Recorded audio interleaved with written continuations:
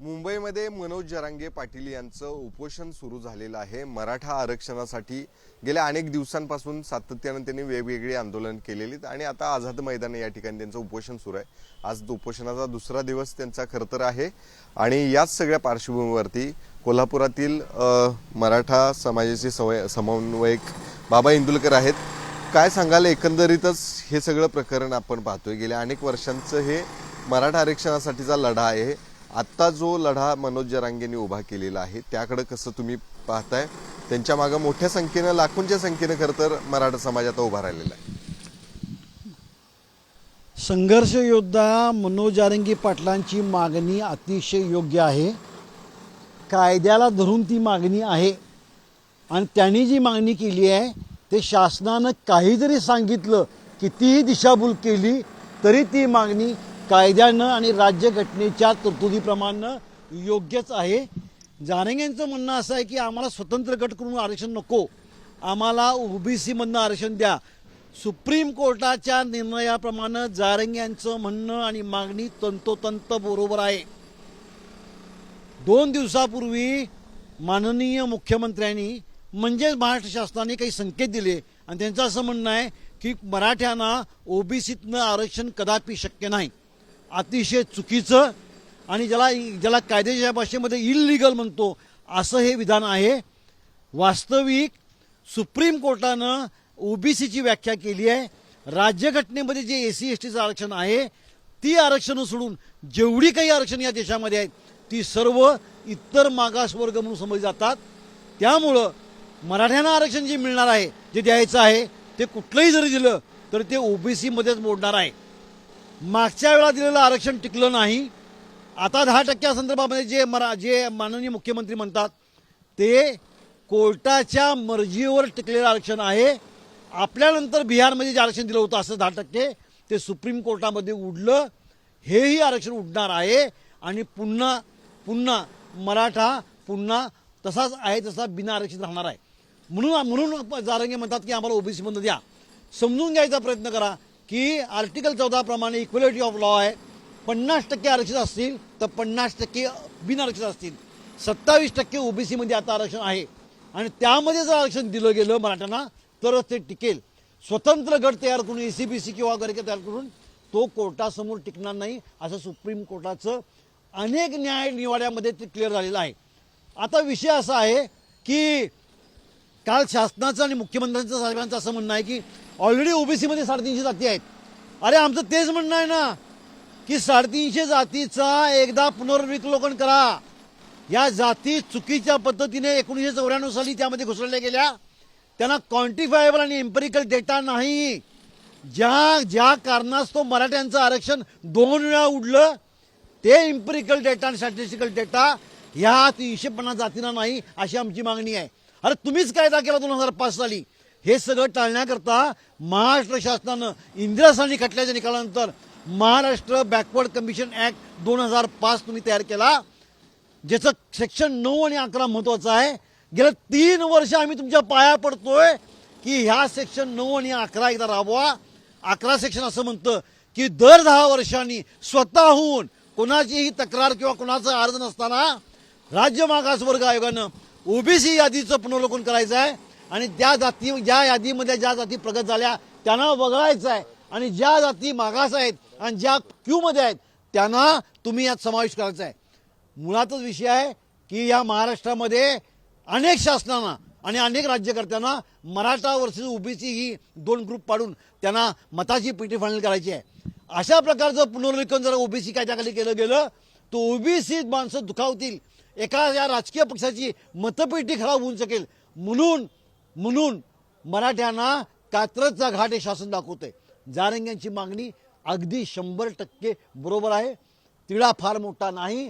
मनात आणलं तर 2 सेकंदामध्ये मराठ्यांना 27% ओबीसीच्या कोट्यामध्ये कोर्टात टिकणारं आरक्षण मिळू शकतं।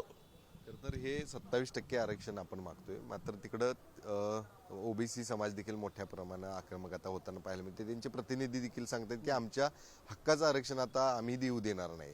पुढे जाऊन हा लढा अजून त्या ठिकाणी किचकट होण्याची शक्यता निर्माण झालेली आहे। यातून आता मग सरकार मार्ग काढू इच्छित नाही असं आपलं म्हणणं आहे का? आणि ज्या 350 जाती तुम्ही म्हणताय ज्याचा उल्लेख तुम्ही केला की ज्यामध्ये ओबीसी मध्ये घुसवण्यात आलेल्या आहेत, त्याच्या संदर्भात आता कसा विचार होणं आता गरजेचं आहे, त्यावरती शासनाने प्रयत्न करणं गरजेचं आहे? 2-3 मुद्दे आहेत.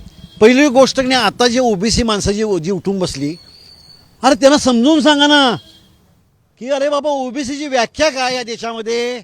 मराठी ओबीसी मध्येच बसतात, त्यांना आरक्षण द्यायचं असेल तर त्यांना ओबीसी मधनंच आरक्षण द्यायला लागेल. सेपरेट गट जरी केला तर तो ओबीसी मध्येच द्यायला लागेल.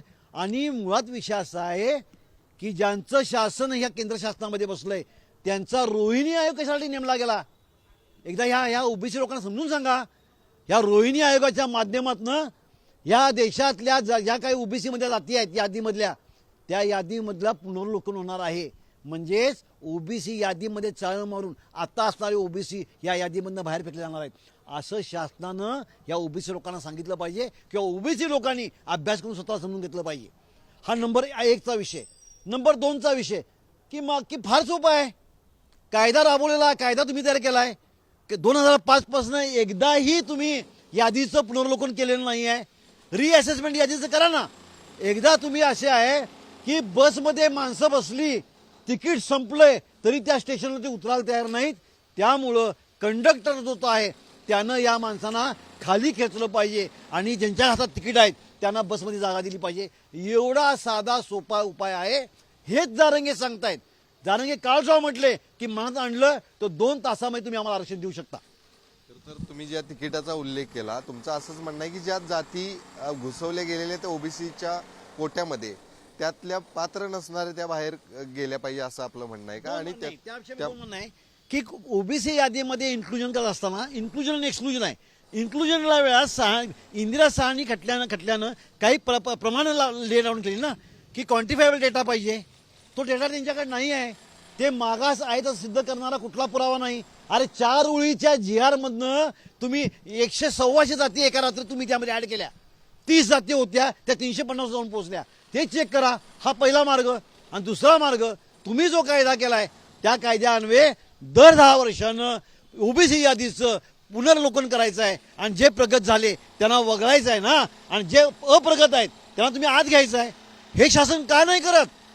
शासन हे करत नाही कारण त्यांना ज्यांचा महाराष्ट्र आहे मराठ्यांचा त्यांना चिंबवायचा आहे. निम्मा तो निम्मा म्हणण्यापेक्षा 70% महाराष्ट्र मराठ्याच्या हातून निष्ठून किंवा काढून घेतला आहे. उरला सुरला महाराष्ट्र मराठ्याच्या हातून काढून घ्यायचा आहे म्हणून शासन करायला तयार नाही.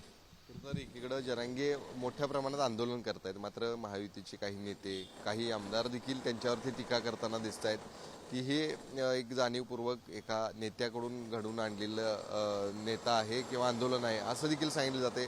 आज सकाळी देखील एका नेत्यानं देखील अशीच टीका केलेली की जरांगे पाटील एक सुसाईड बॉम्बर आहेत आणि ते शरद पवारांचे खरं तर त्या ठिकाणी मार्गदर्शनाखाली सुरू आहे, अशा पद्धतीचं एक वक्तव्य समोर आलेलं. काय एकंदरीत सांगा? एक खोटं नॅरेटिव्ह तयार करून एखाद्या घन महत्वाच्या गांभीर्य असणाऱ्या विषयापासून लोकांचं मत दुसरीकडे डायव्हर्ट करण्याची कोणाची खेळी आहे. माझं म्हणणं आहे की जारंगे पाटील जे म्हणतात ना, मुद्दे उपस्थित केले ना, त्याच्यावर बोलू ना आपण, त्याच्यावर शासनानं बोलावं ना. अरे ह्या सोडून दुसरी गोष्ट काय, 1900 ब्रिटिशांचं राज्य असताना दर 10 वर्षानं जातनिहाय गणना व्हायची. 1921च्या गणनेचे पेपर आर्चिव्ह दिल्ली शासनाकडे आहेत.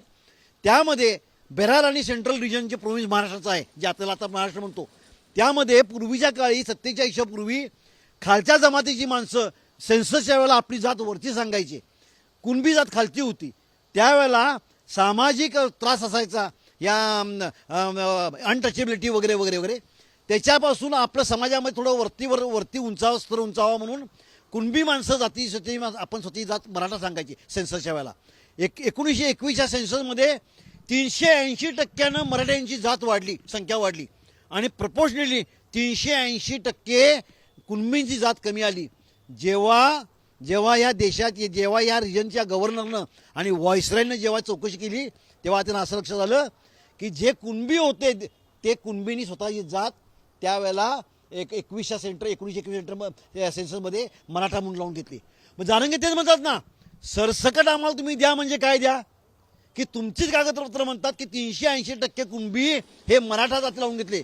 म्हणजे महाराष्ट्राच्या सेंट्रल आणि बेरार प्रोव्हिजनमध्ये हे जे होत असेल, म्हणूनच त्यांचं म्हणणं आहे की कुठलीही चौकशी करू नका. शासनाचे म्हणजे ब्रिटिशांच्या काळातले चोख कागद तुमच्याकडे आहेत, त्या कागदपत्राच्या आधारे महाराष्ट्रातल्या सर्व मराठ्यांना सगळे सोयरेला कन्सिडर करा आणि पितृसत्ताक वगैरे बघू नका. सर्वांना सरसकट ओबीसीचं दाखला द्या. तर हे ॲडव्होकेट बाबा इंदुलकर होते, जे गेल्या अनेक वर्षांपासून याच मराठा समाजाच्या आरक्षणाच्या लढ्यामध्ये देखील पाहायला मिळतात आणि त्यांनी देखील मनोज जरांगे पाटील यांची बाजू कशी बरोबर आहे आणि शासनानं आता नेमकं काय करणं गरजेचं आहे या संदर्भात आपल्याशी सविस्तर चर्चा केलेली आहे. तर अशाच पद्धतीनं सरकार आता नेमका काय निर्णय घेणार आहे, हे आंदोलन कुठपर्यंत आता जाणार आहे, यावरती काय तोडगा निघणार आहे, हे येणारा काळच या ठिकाणी सांगणार आहे. कॅमेरामन ओंकार वळवडे सह शेखर पाटील, पुढारी न्यूज, कोल्हापूर.